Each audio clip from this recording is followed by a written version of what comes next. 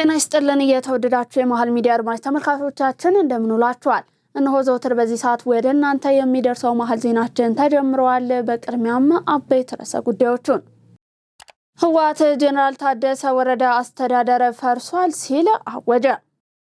የፋኖ ቡድን አመራር የነበረው ሌተናል ኮሎኔል አለሙ ሞላ በቁጥጥር ስር ዋለ። ዝርዝር ዘገባው እጃችን ደርሷል።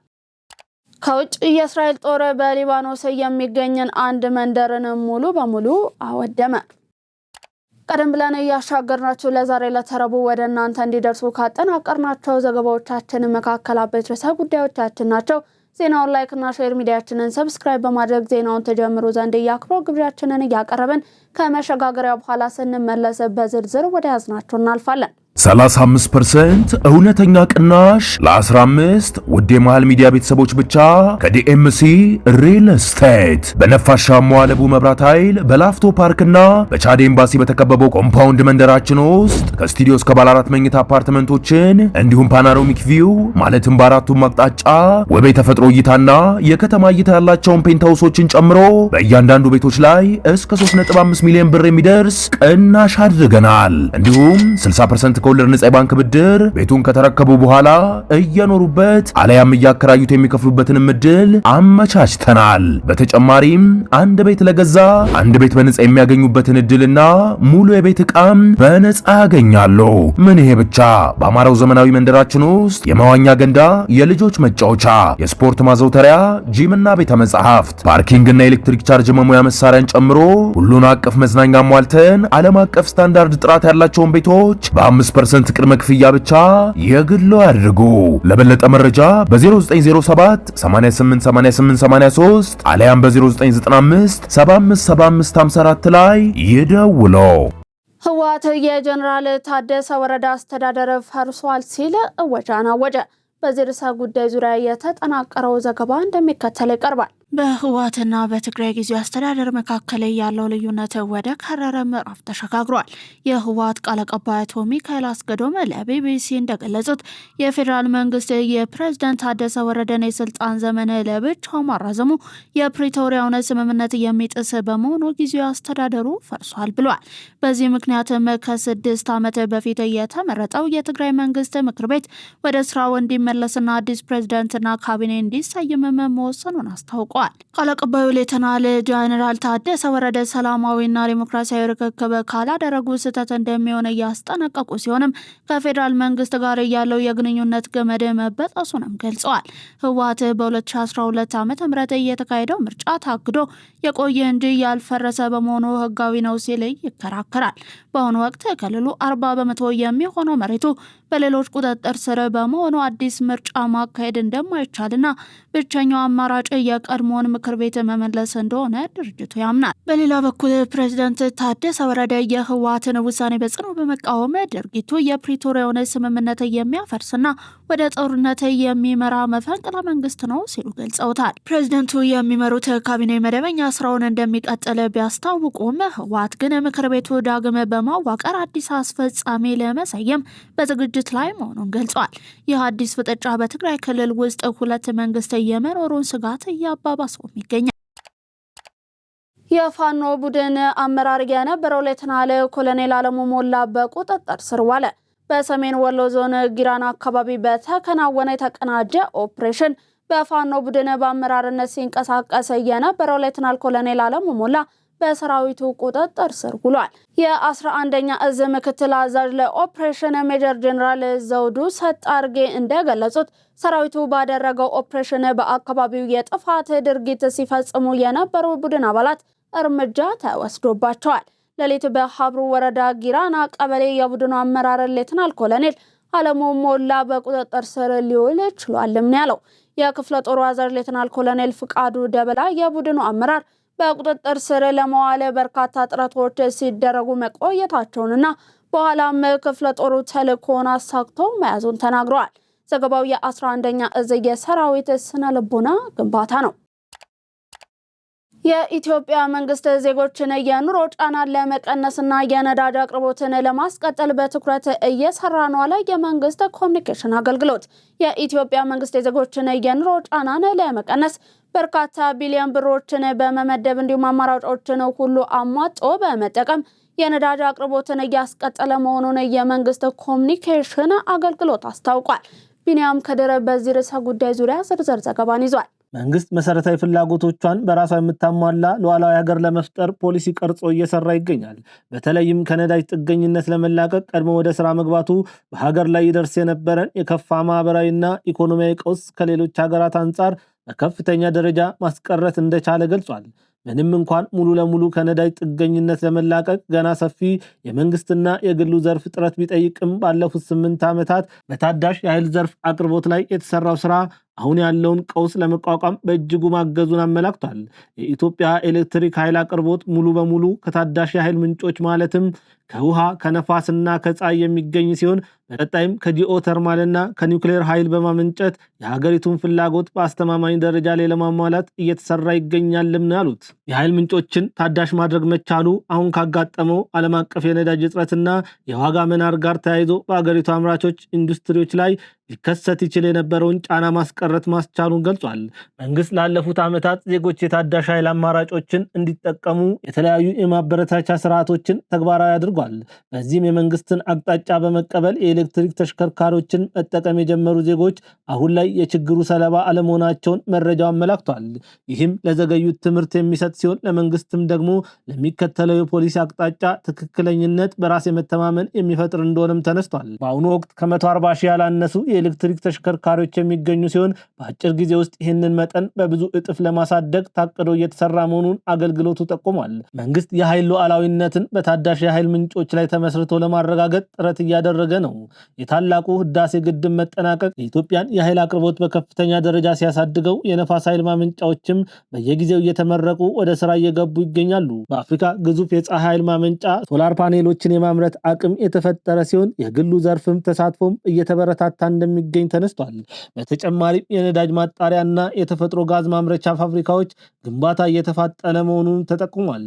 በእነዚህ ሁሉ ጥረቶች መካከል አሁን ያጋጠመው ዓለም አቀፍ ቀውስ በዜጎች ላይ የከፋ ጉዳት እንዳያደርስ ለመከላከል መንግስት ቀደም ሲል ሲደጉም ከነበረው በተጨማሪ በየወሩ 20 ቢሊዮን ብር በመደጎምና የተለያዩ አማራጮችን በመጠቀም የነዳጅ አቅርቦትን እያስቀጠለ እንደሚገኝም አገልግሎቱ አስታውቃል። መንግስት በአረንጓዴ የኢኮኖሚ ፖሊሲ አቅጣጫ አማካኝነት ችግሩን በዘላቂነት ከህዝቡ ጋር እንደሚሻገረውና የመውጫ በሩም ከቅርብ ርቀት ይታያል ሲል መረጃው አትቷል። ለካናዳ የስራ ስምሪት ምንም አይነት ይፋዊ ምዝገባ አለመጀመሩን የስራና ክህሎት ሚኒስቴር አስታወቀ። ሚኒስቴር መስሪያ ቤቱ እንዳስታወቀው የሰው ሰራሽ አስተውሎትን ወይንም አርቲፊሻል ኢንተለጀንስን በመጠቀም የተፈበረኩና አሳሳች ምስሎችንና እንዲሁም ቪዲዮዎችን በማሰራጨት ሚኒስቴር መስሪያ ቤቱ ወደ ካናዳ ምዝገባ ጀምሯል የሚሉ ሐሰተኛ መረጃዎችን በመልቀቅ ማህበረሰቡን በማደናገር የሚገኙ አካላት መኖራቸውን አስታውቋል። የስራና ክህሎት ሚኒስቴር ከፊውቸር ፊት ኢንተርናሽናል እንዲሁም ከካናዳ ኤምባሲ ጋር በመተባበር ዜጎችን አሰልጥኖ ወደ ካናዳ ለመላክ የሚያስችል ስምምነት ሚያዝያ 1 ቀን 2018 ዓ.ም መፈራረሙ ይታወሳል። ይህንኑም ተከትሎ አንዳንድ ህገወጥ አካላት የፈጠራ ወሬዎችን በማህበራዊ ሚዲያ እያሰራጩ የሚገኙ ሲሆን በሰው ሰራሽ አስተውሎት በመጠቀም የተፈበረኩና አሳሳች ምስሎችንና በቪዲዮ በማሰራጨት ምዝገባ ተጀምሯል የሚሉ ሐሰተኛ መረጃዎችን በመልቀቅ ማህበረሰቡን በማደናገር ላይ ይገኛሉ። በግል ስልክ ቁጥሮች ደውሉ በማለት ዜጎችን ለኢኮኖሚያዊ ብዝበዛ መጋበዝ ላይ ሲሆኑ እነዚህ ማስታወቂያዎች ሙሉ በሙሉ የማጭበርበር ተግባራት መሆናቸውን ሚኒስቴር መስሪያ ቤቱ ማስጠንቀቁ ተሰምቷል። በአሁኑ ወቅት ለካናዳ የስራ ስምሪት ምንም አይነት ይፋዊ ምዝገባም አልተጀመረም ብለዋል። በግል ስልክ ቁጥሮች የሚደረጉ ጥሪዎችም ሆነው የሚላኩ አጫጭር መልእክቶች ሚኒስቴር መስሪያ ቤቱን እንደማይወክሉ ያስታወቀው ቢሮው የምዝገባ ጥሪ የሚደረገው በብሔራዊ ቴሌቪዥንና የሬዲዮ ጣቢያዎች የሚኒስትሩን ይፋዊ የማረጋገጫ ምልክት ባላቸው ማህበራዊ ትስስር ገጾች ብቻ በመሆኑም ጥንቃቄ እንዲደረግ አሳስቧል። የኢትዮጵያ ፌዴራላዊ ዲሞክራሲያዊ ሪፐብሊክ 6ኛ የህዝብ ተወካዮች ምክር ቤት 5ኛ ዓመት የሥራ ዘመን 18ኛ መደበኛ ስብሰባውን ነገ ሐሙስ ሚያዝያ 22 ቀን 2018 ዓ.ም ከጠዋቱ 2 ሰዓት ተኩል ጀምሮ በምክር ቤቱ መሰብሰቢያ አዳራሽ እንደሚካሄድ ታውቋል። ከምክር ቤቱ የኮሙኒኬሽን አስተምህሮትና ሙዚየም መሪ ስራ አስፈጻሚ የተገኘው መረጃ እንደሚያመለክተው ምክር ቤቱ በነገው ውሎ በበርካታ ሀገራዊና ዓለም አቀፋዊ ጉዳዮች ላይ ተወያይቶ ውሳኔዎችን ያሳልፋል ተብሎ ይጠበቃል። በመጀመሪያው አጀንዳ ምክር ቤቱ የ17ኛ መደበኛ ስብሰባ ቃለ ጉባኤን መርምሮ የሚያጸድቅ ሲሆን በመቀጠልም የኢትዮጵያ ፕሬስ ድርጅት የቦርድ አባላትን ሹመትን መርምሮ ውሳኔን ይሰጣል።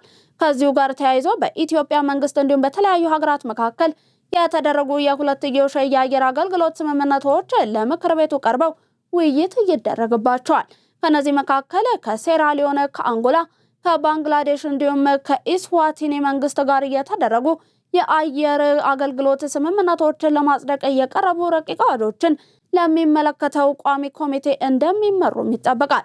በተጨማሪም ምክር ቤቱ በኢትዮጵያ እንዲሁም በሩሲያ ፌዴሬሽን መካከል የጋራ የባዮሎጂ ምርምር ማዕከል ለማቋቋም የተፈረመውን ስምምነት እንዲሁም ከቪየትናም ሶሻሊስት ሪፐብሊክ መንግስት ጋር የዲፕሎማቲክ ወይንም ኦፊሻል የአገልግሎት ፓስፖርት ለያዙ ሰዎች ቪዛን ለማስቀረት የተደረሰውን ስምምነት መርምሮ ለዝርዝር እይታ ለሚመለከተው ቋሚ ኮሚቴ እንደሚመራ ከወጣው የሥራ መርሃ ግብር ለመረዳት ተችሏል። የናፍጣ ነዳጅ የአቅርቦት መጠን ከዛሬ ጀምሮ ከመካከለኛው ምስራቅ ጦርነት በፊት ወደ ነበረበት እንዲመለስ ተደረገ። የናፍጣ ነዳጅ የአቅርቦት መጠን ከዛሬ ጀምሮ ከመካከለኛው ምስራቅ ጦርነት በፊት ወደ ነበረበት እንዲመለስ መደረጉን የገንዘብ ሚኒስትር አህመድ ሽዴ አስታውቋል። ዝርዝር ዘገባው እንደሚከተለው ይቀርባል። የገንዘብ ሚኒስትር አህመድ ሽዴ ወቅታዊ የዓለም የነዳጅ ሁኔታን በማስመልከት ለመገናኛ ብዙሃን ማብራሪያን ሰጥተዋል። የገንዘብ ሚኒስትሩ በመግለጫቸው ከጦርነቱ በፊት የናፍጣ ነዳጅ አቅርቦት በቀን 9 ሚሊዮን ሊትር እንደነበር አስታውሰዋል። ከጦርነቱ በኋላ የናፍጣ አቅርቦት በግማሽ ቀንሶ አቅርቦቱ ወደ 4.5 ሚሊዮን ሊትር ዝቅ ብሎ እንደነበርም ገልጸዋል። በመሆኑም ከዛሬ ጀምሮ በሁሉም ክልሎችና ከተማ አስተዳደሮች የናፍጣ አቅርቦት ከጦርነቱ በፊት ወደ ነበረበት በቀን 9 ሚሊዮን ሊትር እንዲመለስ መወሰኑን አስታውቋል። መንግስት ጦርነቱን ተከትሎ በወር እስከ 20 ቢሊዮን ብር ድጎማ እንደሚያደርግ በመጥቀስም አጠቃላይ የድጎማ ክምችቱ 300 ቢሊዮን ብር መድረሱን አብራርተዋል። በዚህም መንግስት የእርሻ፣ የውጭ ንግድና ሌሎች ስራዎችን ታሳቢ በማድረግ የዓለም የነዳጅ አቅርቦት በቀነሰበት ወቅት ከፍተኛ ወጪ በማድረግ አቅርቦቱን ወደ ነበረበት እንዲመለስ ማድረጉን ገልጸዋል። የመሰረታዊ ሸቀጥ አቅርቦትን አስተማማኝ ለማድረግ ከፍተኛ ስራ መሰራቱን በመግለጽ የዜጎችን ችግር እየፈታ ቀጣይነት ያለው ፈጣን እድገት ማስመዝገቡን ተናግረዋል። መንግስት የናፍጣ ነዳጅ አቅርቦት ሰንሰለቱን በተጎዳበት ወቅት የዜጎችን ተጠቃሚነት ለማረጋገጥ የ24 ሰዓት የሁኔታ መከታተያን በማቋቋም ክትትል እያደረገ መሆኑን ገልጸዋል። መንግስት በአጣዳፊ ግዢ የቤንዚንና የአውሮፕላን ነዳጅ በመግዛትም ችግሩን መቋቋም አስችሏል ብለዋል። መንግስት ነዳጅ በልዩ ግዢ በከፍተኛ ወጪ እያቀረበ በህዝቡ ላይ የሚደርሰውን ጫና ለመቀነስ ጥረት ማድረጉንም ገልጸዋል። በአፍሪካ ቀንድ ዘላቂ ሰላምን ለማስፈን የሚደረጉ የሽምግልና ጥረቶች በጠንካራ ፖለቲካዊ መሰረት ላይ ሊገነቡ ይገባል ሲሉ የምስራቅ አፍሪካ የልማት በየነ መንግስታት ባለስልጣን ኢጋድ ዋና ጸሐፊ ዶክተር ወርቅነህ ገበየሁ ገለጹ። የመጀመሪያው የምስራቅ አፍሪካ የልማት በየነ መንግስታት ባለስልጣን ኢጋድ የሽምግልና ምክክር ጉባኤ ዛሬ በኬንያ ናይሮቢ መካሄድ ጀምሯል። ጉባኤው እየተካሄደ የሚገኘው ሽምግልና በተከፋፈለ ዓለም ውስጥ በአዲስ መልክ መቃኘት የአፍሪካ ባለብዙ ወገን ዲፕሎማሲ ፈተናዎች በሚል መሪ ሀሳብ ነው። የኢጋድ ዋና ጸሐፊ ዶክተር ወርቅነህ ገበየሁ፣ የኬንያው የውጭ ጉዳይ ሚኒስትር ሙሳሊያ ሙዳቪዲ እንዲሁም አጋር አካላት በጉባኤው ላይ ተገኝተዋል። ውይይቱ በፍጥነት እየተቀያየረ ባለው ዓለም አቀፋዊ ስርዓት ውስጥ የሽምግልና የወደፊት ዕጣ ፈንታ ላይ ያተኮረም ነው። የኢጋድ ዋና ጸሐፊ ዶክተር ወርቅነህ ገበየሁ ለኢጋድ ሽምግልና እንደ አማራጭ የሚታይ የዲፕሎማሲ ዘርፍ ሳይሆን ተቋሙ በዋነኛነት ሊወጣው የሚገባው ቀዳሚ የፖለቲካ ግዴታ መሆኑን አጽንኦት ሰጥተው ተናግረዋል። መንግስት ባደረገላቸው የመስሪያ ቦታና የተሳለጠ መሰረተ ልማት አቅርቦት በተሰማሩበት መስክ ውጤታማ መሆናቸውን አምራች ኢንዱስትሪዎች ገለጹ። ባለፉት 9 ወራት ከ350 ሚሊዮን ዶላር በላይ ተኪና የውጭ ምርት በክልሉ በሚገኙ አምራች ኢንዱስትሪዎች በኩል መመረቱን የክልሉ ኢንዱስትሪ ልማት ቢሮ ገልጿል። የአምራች ኢንዱስትሪዎች የስራ ኃላፊዎች ለኢትዮጵያ ዜና አገልግሎት እንደገለጹት መንግስት የመስሪያ ቦታና የተሳለጠ መሰረተ ልማት አቅርቦት እንዲኖር ማድረጉ በተሰማሩበት ዘርፍ ውጤታማ እንዲሆኑ እያደረገ መሆኑን ገልጸዋል። በሐዋሳ ከተማ በፎርም በቴራዞን ምርት የተሰማሩ አምራች ኢንዱስትሪ ስራ አስኪያጆች አቶ ዘሪሁን ኃይለማርያም እንዲሁም አቶ አዲስ አበበ መንግስት የመስሪያ ቦታ የኃይልና ሌሎች አቅርቦትን ማመቻቸቱ በአጭር ጊዜ ውጤታማ እንዲሆኑም እንዳደረጋቸው ገልጸዋል። በአንድ ላይ 230 ለሚሆኑ ዜጎች የስራ ዕድል እንደፈጠሩ የሚገልጹት አምራች ኢንዱስትሪዎቹ ከውጭ የሚገባውን ምርት በመተካት ረገድ ውጤታማ ስራን እየሰሩ መሆናቸውን አመልክተዋል። በሐረሪ ክልል የትምህርት ተደራሽነትን ለማስፋፋትና የትምህርት ጥራትን ወደ ላቀ ደረጃ ለማሸጋገር የተከናወኑ ዘርፈ ብዙ ተግባራት ተጨባጭ ውጤት እያስመዘገቡ መሆኑን የክልሉ ትምህርት ቢሮ አስታወቀ። በትምህርት ስርዓቱ ውስጥ የሚስተዋሉ ክፍተቶችን በዘላቂነት ለመቅረፍ መንግስት ከስርዓተ ትምህርት ዝግጅት እስከ ግብዓት አቅርቦት ያሉ ዘርፈ ብዙ ተግባራትን በትኩረት እያከናወነ ይገኛል። ጥራት ያለው ትምህርትን ለማረጋገጥ የቅድመ መደበኛ ትምህርትን መሰረት ከማጠናከር ጀምሮ የትምህርት ቤቶችን ደረጃ ማሻሻል፣ የግብዓት አቅርቦትን ማሟላትና የመምህራን አቅም ግንባታ ላይ ልዩ ትኩረት ተሰጥቶ እየተሰራም ይገኛል። የተወደዳችሁ የመሃል ሚዲያ አድማጭ ተመልካቾቻችን እየተመለከታችሁ የምትገኙት ለዛሬ ለተረቡ ወደ እናንተ እንዲደርሱ ያጠናቀርናቸውን የቀን መረጃዎቻችን ነው። አሁን ደግሞ ከባህር ማዶ ወደ ያዝናቸው እናልፋለን። አስደሳች ዜና ለዩቲዩበሮችና ለቲክቶክ ላይቭ ስትሪመሮች እንዲሁም ለፖድካስት አዘጋጆች የዩቲዩብ ቻናል ወይም ቲክቶክ ለመጀመር አስበው ምቹ ስፍራና ዘመናዊ ማቴሪያል ማግኘት ጭንቅ ሆኖቦታል? እንግዲያውስ መሃል ሚዲያ ስቱዲዮ ያለምንም ራስ ምታት ሀሳቡን ለዓለም የሚያካፍሉበትን የተሟላ መፍትሄ ይዞሎት መጥቷል። ባለን ዘመናዊ ስቱዲዮና የሰለጠኑ ባለሙያዎች ጭንቀቱን እናራግፋለን። ካሜራ፣ መብራት፣ ማይክሮፎን እንዲሁም ኤዲቲንግ አስጨንቆታል? ቀረጻውን፣ ማራኪውን የቪዲዮ ሽፋን ወይም ተምኔል እንዲሁም የድምጽ ማስተካከያ እኛ በከፍተኛ ጥራት ሰርተን ዝግጁ እናደርግሎታለን። እርስዎ ሐሳቡን ብቻ ያካፍሉ። ለድርጅቶ፣ ለጥናቶ ወይም ለቢዝነሶ ጥልቅ መረጃዎችን ወደ ማራኪ ቪዲዮ ትንታኔ መቀየር ይፈልጋሉ? የተወሳሰቡ መረጃዎችን በሚገባ ተንትነን በግራፊክስ አዋስተን ፕሮፌሽናል አጭር ዶክመንተሪ እናዘጋጅሎታለን። ዘመናዊ ካሜራዎች፣ ማይኮችና ድምጽ በማያስተጋባ ሳውንድ ፕሩፍ በሆነው ምቹ ስቱዲዮአችን በሰዓት ተከራይተው ምርጥ ስራ ይስሩ። ለግማሽ ቀን ወይም ለረጅም ሰዓት ለሚከራዩ ልዩ ቅናሽ እናደርጋለን። መሃል ሚዲያ ስቱዲዮ ለምን ይመርጣሉ? ጊዜውን ይቆጥባሉ። ምንም አይነት የዕቃ ግዢ ወጪ አይጠበቅቦትም። ከፍተኛ የምስልና የድምጽ ጥራት ያገኛሉ። ማንኛውንም የሚዲያ ስራ በአነስተኛ ዋጋ እንዲሁም በከፍተኛ ጥራት ለማሰራት አሁኑኑ ያነጋግሩን። አድራሻ መሃል 4 ኪሎ መሃል ሚዲያ ስቱዲዮ። ሐሳቡን ወደ ተጽዕኖ ፈጣሪነት እንቀይራለን። አሜሪካ ታሪካዊውን ጎልደን ዶም የመከላከያ ጋሻ በሀገሯ ምድር ላይ መዘርጋቷ ተሰማ። የዓለማችንን የጦር መሳሪያ ፉክክርና የሀገራትን የደህንነት ስልትን የሚቀይር አዲስ ክስተትም ተመዝግቧል።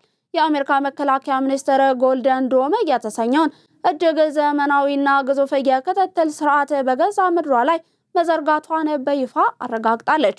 ይህ በአይነቱ የመጀመሪያ የሆነው ፕሮጀክት ለታላላቅ የጦር መርከቦችና ሚሳኤሎች ከሚደረገው ጥበቃ ባለፈ የአሜሪካን የአየር ክልል ከማንኛውም ድንገተኛ ጥቃት ለመከላከል ታስቦ እየተዘጋጀ ነው ተብሏል። ፔንታገን ለዚህ ግዙፍ የደህንነት ጋሻ $185 ቢሊዮን የመደበ ሲሆንም የከፍተኛ ወጪና የስርዓቱ በፍጥነት መዘርጋት አሜሪካ አሁን ላይ ያለችበትን የጸጥታ ስጋት ምን ያህል አሳሳቢ መሆኑን የሚያሳይ እንደሆነ ተመላክቷል። ፕሮጀክቱ በከፍተኛ በጀትና በጥቂት ጊዜያት ውስጥ እንዲጠናቀቅ የተደረገው እንደ ቻይና፣ ሩሲያ እንዲሁም ኢራን ያሉ ሀገራት የሚያመርቷቸው ዘመናዊ መሳሪያዎች የአሜሪካ ብሔራዊ ደህንነት በከፍተኛ ሁኔታ እየተፈታተኑ በመሆናቸው ነው። የእስራኤል ጦር በሊባኖስ የሚገኝን አንድ መንደርን ሙሉ በሙሉ አወደመ። በሊባኖስ እንዲሁም በእስራኤል ድንበር አካባቢ እየተካሄደ ያለው ግጭት ከፍተኛ ደረጃ ላይ በደረሰበት በዚህ ወቅት የእስራኤል መከላከያ ሰራዊት በአንድ መንደር ውስጥ የሚገኙ ህንፃዎችን ሙሉ በሙሉ በሚባል ደረጃ ማውደሙን የሚያሳዩ ዘገባዎች ወጥተዋል። እስራኤል ለወሰደችው ለዚህ ከፍተኛ እርምጃ እንደ ምክንያት ያቀረበችው የወደሙት ህንፃዎች እንዲሁም መላው መንደሩ በሊባኖስ ለሚንቀሳቀሰው የሂዝቡላ ታጣቂ ቡድን እንደ ምሽግ እንዲሁም የጦር መሳሪያ ማከማቻነት ያገለገሉ ነበር የሚልም ነው። የድርጊት በሊባኖስ በኩል ከፍተኛ ቁጣን እየቀሰቀሰ ሲሆን በሲቪል መኖሪያ ቤቶች ላይ ያነጣጠረ ጥቃት ነው በሚል እየኮነነም ይገኛል። በአንጻሩ የእስራኤል ወታደራዊ አመራሮች ጥቃቱ አስቀድሞ የታቀደ እንዲሁም የሂዝቦላን ወታደራዊ መሰረተ ልማት ለማዳከም እየታለመ መሆኑን ገልጸዋል። በደቡብ ሊባኖስ የሚገኙ በርካታ መንደሮች ከዚህ ቀደም በተመሳሳይ ሁኔታ ከፍተኛ ውድመት እየደረሰባቸው ሲሆንም አሁን ላይ ያለው ሁኔታ የቀጠናውን ሰላም ይበልጥ አደጋ ላይ ጥሎታል። ለዛሬ ለተረቡ ከመሃል ሚዲያ ወደ እናንተ ሲደርሱ የነበሩት የቀን መረጃዎቻችን አበቁ። አብራችሁን ስለነበራችሁ እጅግ እናመሰግናለን። ዜናውን ላይክ እና ሼር፣ ሚዲያችንንም ሰብስክራይብ በማድረግ ቤተሰብነታችሁን ታጠነክሩ ዘንድ የአክብሮት ግብዣችን ነው። ከዩቲዩብ ባለፈ በቲክቶክ፣ በፌስቡክ እንዲሁም ቴሌግራም ገጾቻችን የተለያዩ የመሃል ይዘቶችን መመልከት ትችላላችሁ። በኔ ቦታ በቃው። ሰናይ ቀን ተመኘን።